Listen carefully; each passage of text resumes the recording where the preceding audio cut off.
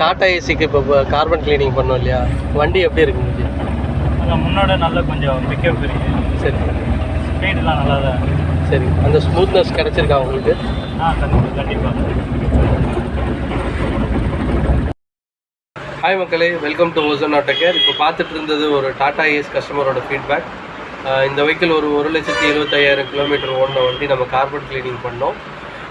உங்கள் வண்டியில் வந்து பிக்கப் இல்லை, மைலேஜ் இல்லை, அதிகமான பிளாக் ஸ்மோக் வருது, இன்ஜினில் அதிகமான நாய்ஸ் இருக்குது, வைப்ரேஷன் இருக்குது அப்படின்னா ஒரு தடவை கார்பன் கிளீனிங் ட்ரை பண்ணி பாருங்கள்.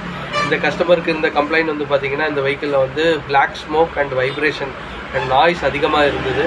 இந்த வெஹிக்கிள் நம்ம கார்பன் கிளீனிங்காக எடுத்துக்கிட்டோம்.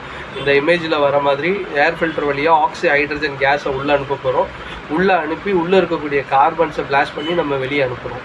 இந்த ப்ராசஸ் வந்து பார்த்திங்கன்னா வெறும் 30 மினிட்ஸ் தான் எடுத்துக்கும். இந்த 30 மினிட்ஸ்